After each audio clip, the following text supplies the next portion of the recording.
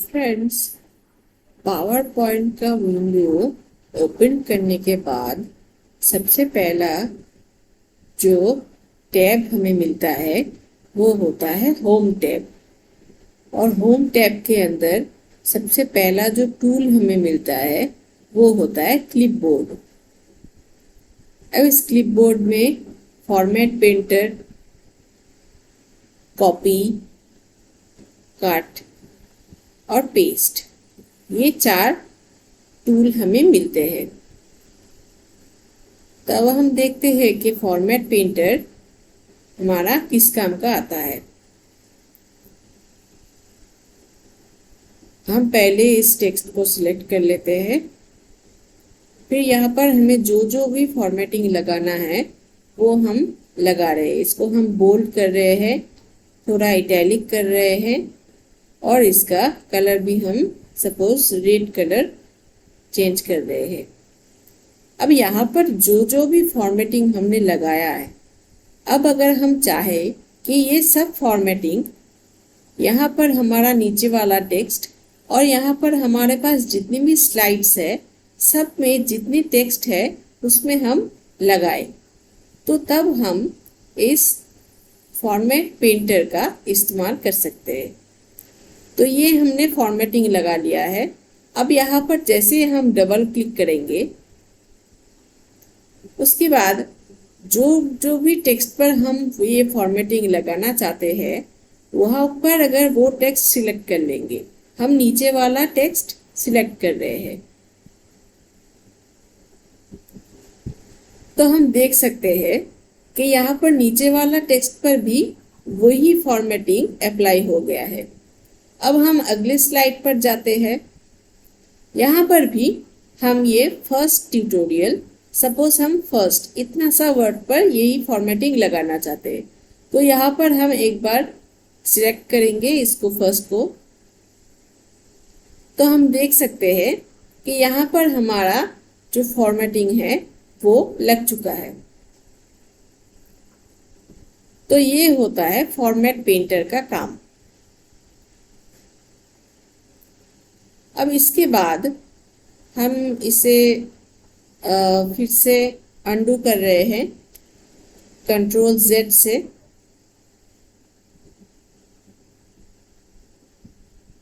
Control Z,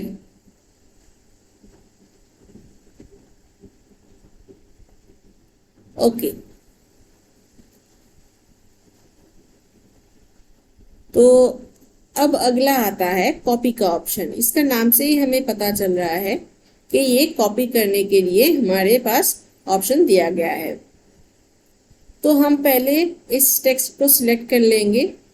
हम पहले ही जान चुके हैं कि कोई भी फॉर्मेटिंग हमें किसी भी टेक्स्ट पर लगाना हो तो उस टेक्स्ट को हमें सबसे पहले सिलेक्ट कर लेना होगा, वरना वो फॉर्मेटिंग उस टेक्स्ट पर लागू नहीं होगा। तो हम पहले इस टेक्स्ट को सिलेक्ट कर लेते हैं। फिर यहाँ पर हम कॉपी वाला ऑप्शन के पास जो एरो है वहाँ पर अगर क्लिक करेंगे तो यहाँ पर हमें कॉपी का ऑप्शन दिखाई दे रहे हैं। हम इस कॉपी को सिलेक्ट कर रहे हैं।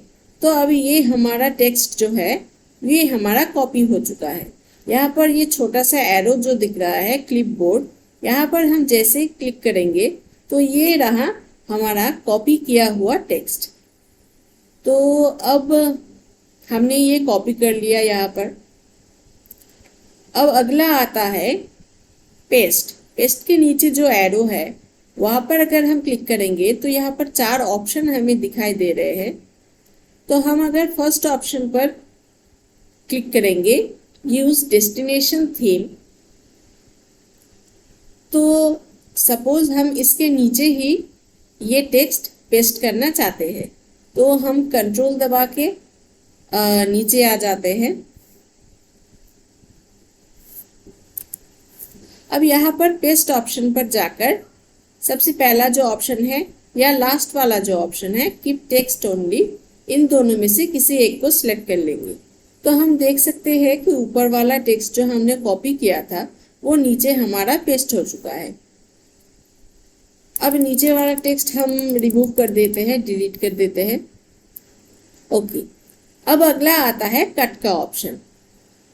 यहाँ पर से हम अगर कोई भी टेक्स्ट या टेक्स्ट का कोई पार्ट अगर कट करके कहीं और पेस्ट करना चाहे, सपोज हम यहाँ पर पावर पॉइंट का सिर्फ इतना सा पॉइंट को सिलेक्ट करते हैं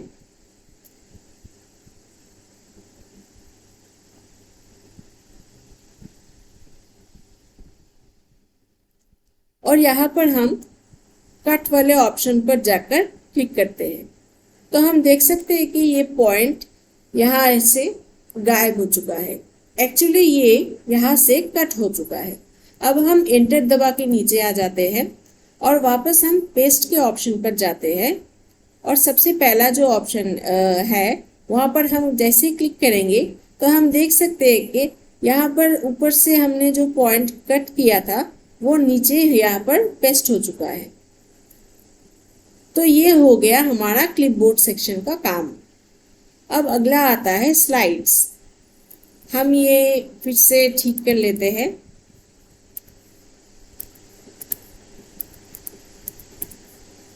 ओके, हमारे प्रेजेंटेशन में अगर कोई न्यू स्लाइड की ज़रूरत पड़े हमें, तो हम वो यहाँ से ले सकते हैं। यहाँ पर जो न्यू स्लाइड ऑप्शन है, यहाँ पर जो पास वाला एरो है, यहाँ पर हम जैसे ही क्लिक करेंगे तो यहाँ पर बहुत सारे स्लाइड्स के लेआउट्स हमें दिख रहे हैं कि हमें किस तरह के स्लाइड्स हमें चाहिए। तो हम यहाँ से सिलेक्ट कर सकते हैं। सपोज हम यहाँ पर ये वाला ब्लैंक वाला सिलेक्ट कर लेते हैं, तो हम देख सकते हैं कि हमारा न्यू स्लाइड जो है वो यहाँ पर ऐड हो चुका है। अब अगला आता है लेआउट का ऑप्शन। हमने ये ब्लैंक स्लाइड लिया है, अगर हमें ये ब्लैंक लेआउट नहीं चाहिए, अगर इसका लेआउट हमें चेंज करना है तो ये हम लेआउट ऑप्शन में से कर सकते हैं। यहाँ पर हम लेआउट के पास जो एरो है वहाँ पर क्लिक करेंगे तो यहाँ पर बहुत सारे लेआउट निकल के आ रहे हैं। यहाँ से हमारा ज़रूरत के माफिक जो भी लेआउट हमें ठीक लगेगा, सपोज हम ये रख लेते हैं या ये तीसरा वाला रख लेते हैं। तो हम यहाँ पर क्लिक करेंगे तो हम देख सकते हैं कि हमारा स्लाइड का लेआउट जो है वो चेंज हो चुका है। तो ये होता है लेआउट का काम। अब हम वापस पहले वाला स्लाइड पर वापस आते हैं। यहाँ पर हम पहले नीचे वाला टेक्स्ट सेलेक्ट करते हैं और यहाँ पर हम कुछ फॉर्मेटिंग लगाते हैं। इसको हम बोल्ड कर रहे हैं, इसके पास हम अंडरलाइन ऐड कर रहे हैं और इसके कलर भी पिछले बार हमने रेड लिया था, तो इस बार सपोज हम ब्लू ले रहे हैं। तो ये कुछ फॉर्मेटिंग हमने यहाँ पर अप्लाई किया है। अब अगर हम चाहें कि ये फॉर्मेटिंग हमें नहीं चाहिए, एक बार में ही ये जो पूरा फॉर्मेटिंग है, जितनी भी फॉर्मेटिंग है, ये हम अंडू करना चाहें तो इस टेक्स्ट को पहले सिलेक्ट करेंगे, फिर यहाँ पर रीसेट ऑप्शन पर जाकर एक बार क्लिक करेंगे तो हम देख सकते हैं कि हमने जो जो भी फॉर्मेटिंग यहाँ पर लगाया था वो एक ही बार में सब अंडू हो चुका है। तो ये होता है रीसेट का काम। अब सेक्शन आता है। यहाँ पर जो हमारा स्लाइड है, यहाँ पर इस स्लाइड का कोई नाम नहीं है, किसी भी स्लाइड का कोई नाम नहीं है।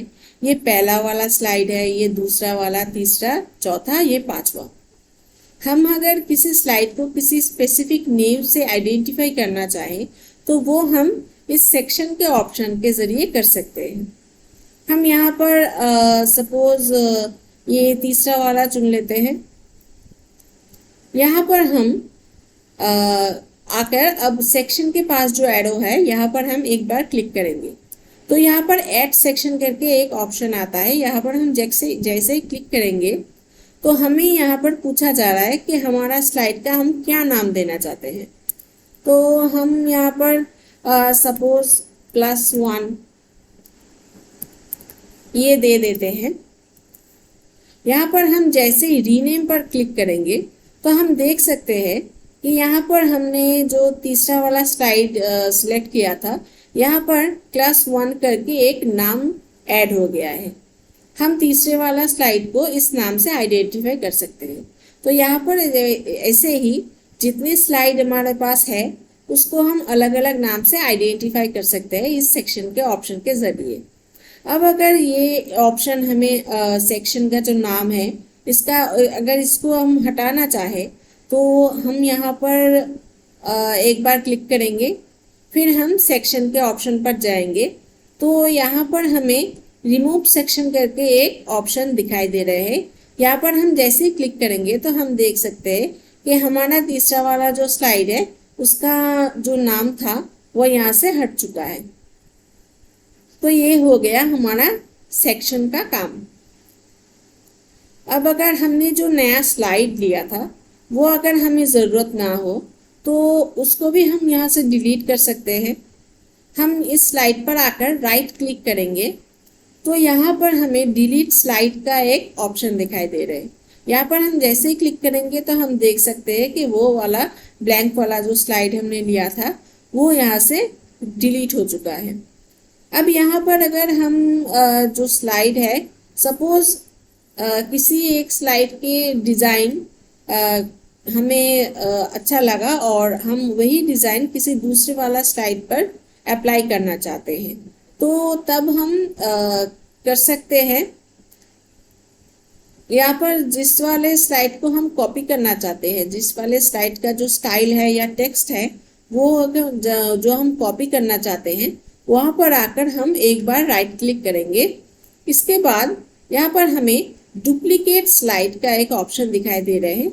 हम जैसे ही यहाँ पर क्लिक करेंगे तो हम देख सकते हैं कि यहाँ पर जो फर्स्ट ट्यूटोरियल ये वाला स्लाइड है तो यहाँ पर फिलहाल कोई डिज़ाइन ऐड नहीं किया गया है। तो यहाँ पर जो टेक्स्ट है यहाँ पर एक डुप्लीकेट स्लाइड फर्स्ट ट्यूटोरियल का ऐड हो चुका है।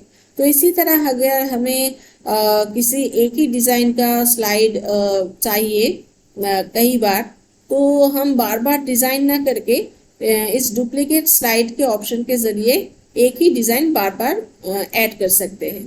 तो हम वापस से इसको डिलीट कर लेते हैं। यहाँ पर हम जाएंगे राइट क्लिक करके, फिर यहाँ पर हम डिलीट स्लाइड पर क्लिक करेंगे। तो ये हो गया हमारा स्लाइड्स सेक्शन का काम। अब अगला आता है फॉन्ट। हम यहाँ पर कोई भी एक स्लाइड चुन लेते हैं। सपोज ये वाला लास्ट वाला चुन लेते हैं। हम जैसे ही अब इस टेक्स्ट के पास क्लिक करेंगे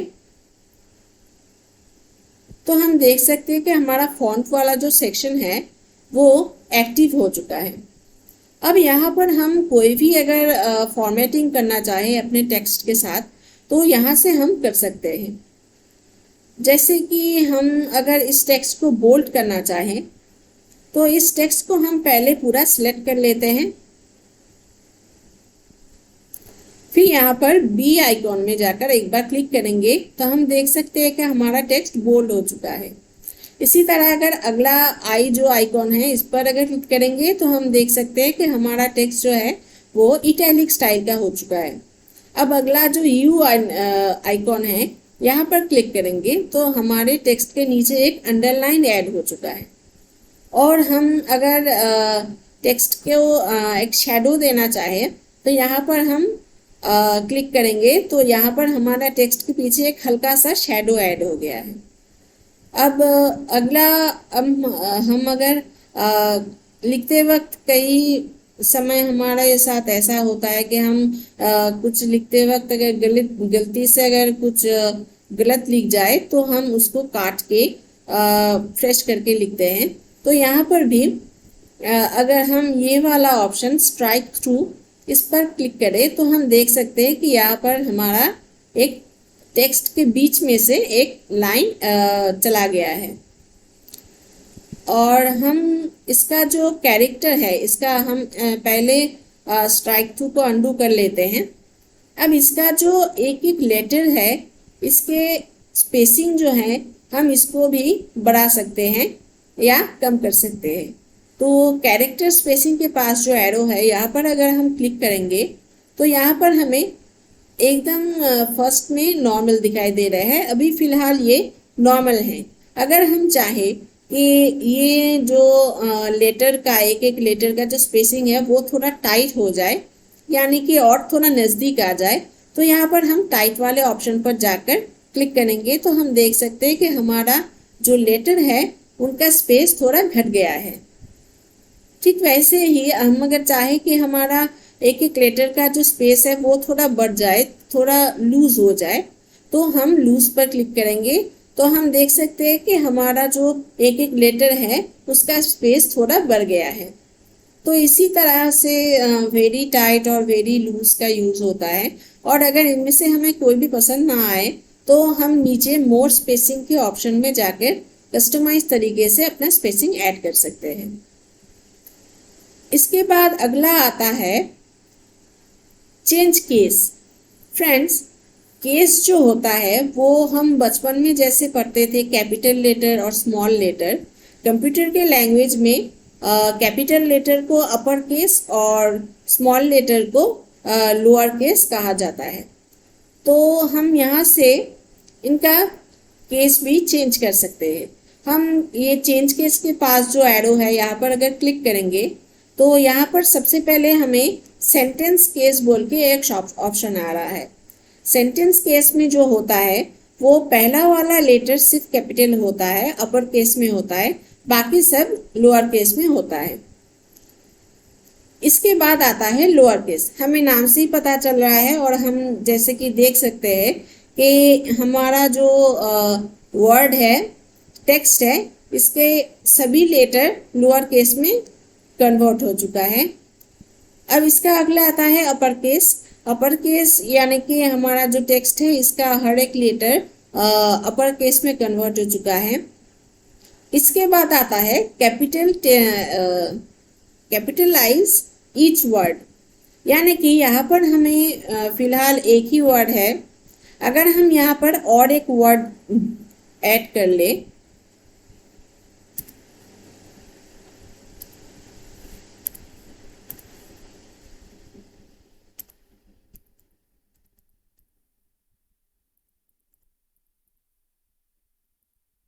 अब अगर हम इसको पूरा सिलेक्ट करके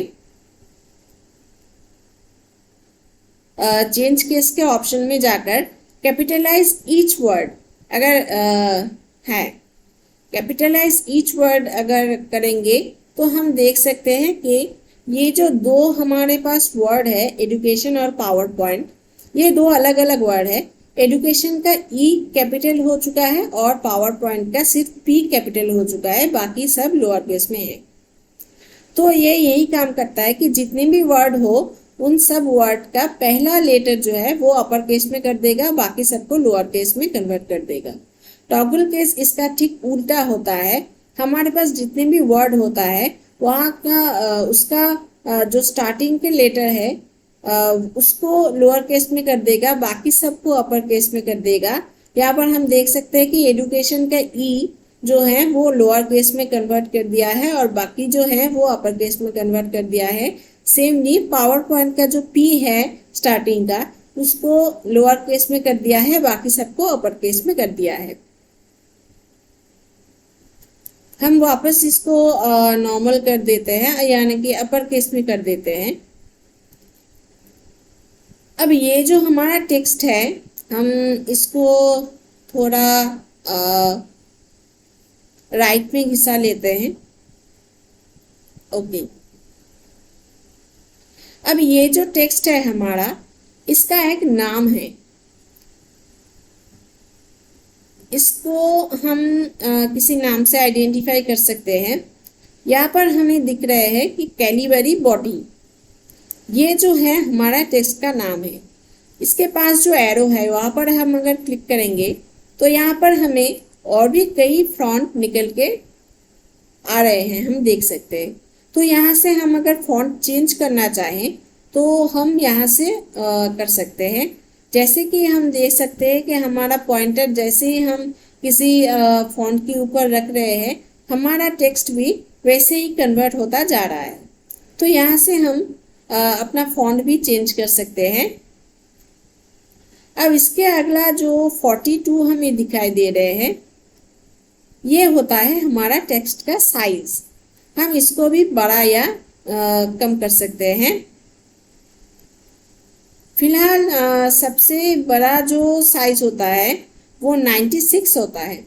अगर हमको इससे भी ज़्यादा लार्ज साइज का टेक्स्ट चाहिए तो इसके अगला जो ए जैसा आइकॉन हमें दिख रहा है, ए आइकॉन, इंक्रीज फॉन्ट साइज, यहाँ पर हम जैसे ही क्लिक करेंगे तो हम देख सकते हैं कि हमारा फॉन्ट और भी लार्ज हो गया है।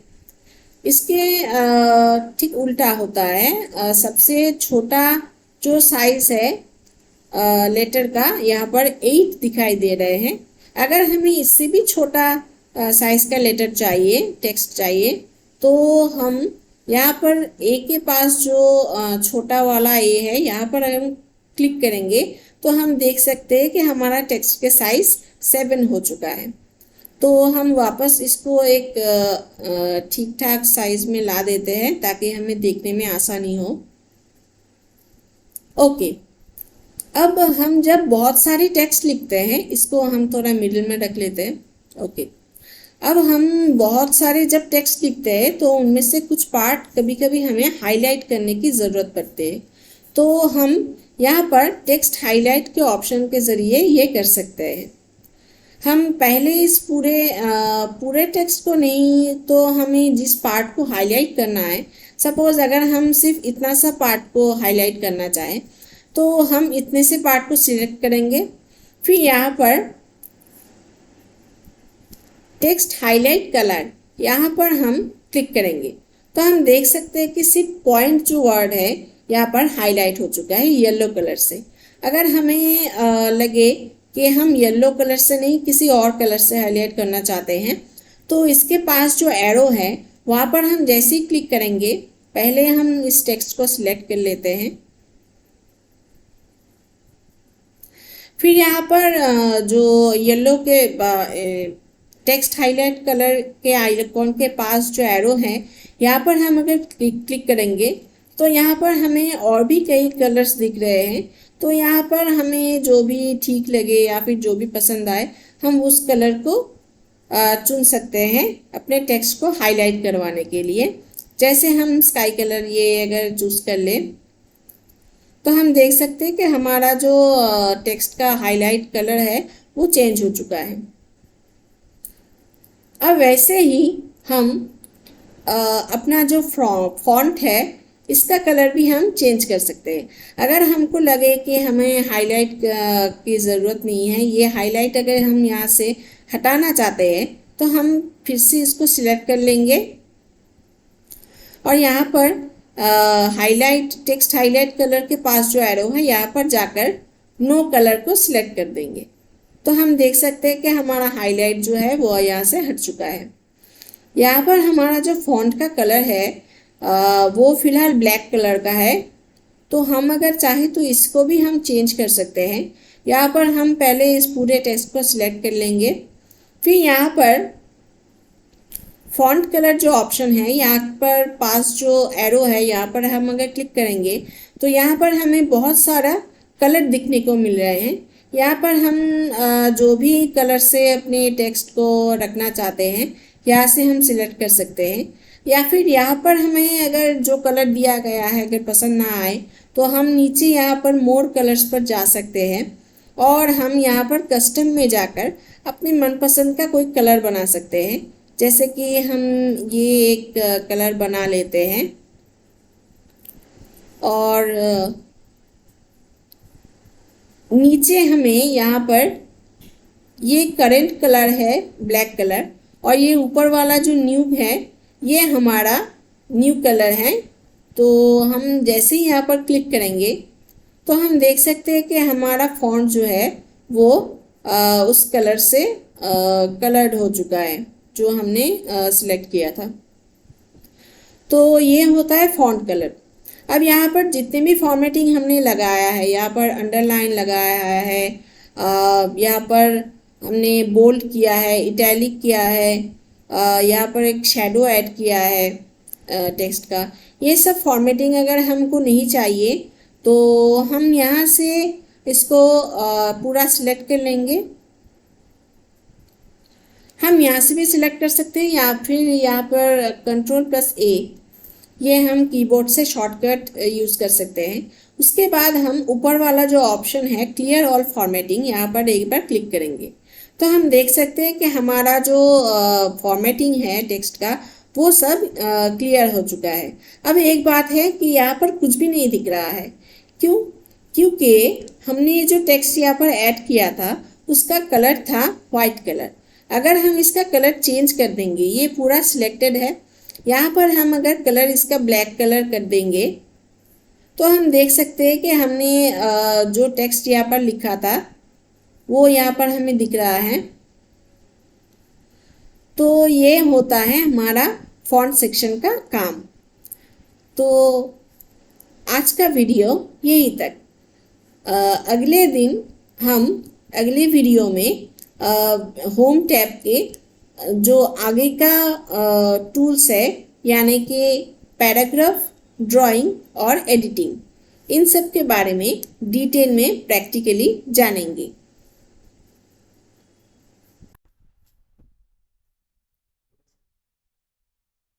तो फ्रेंड्स, उम्मीद करते हैं आज का वीडियो आपको अच्छा लगा होगा। अगर ये वीडियो आपको अच्छा लगा तो वीडियो को लाइक ज़रूर कीजिए, शेयर ज़रूर कीजिए और चैनल को सब्सक्राइब ज़रूर कीजिए। तो मिलते हैं अगले वीडियो पर। तब तक के लिए goodbye and take care.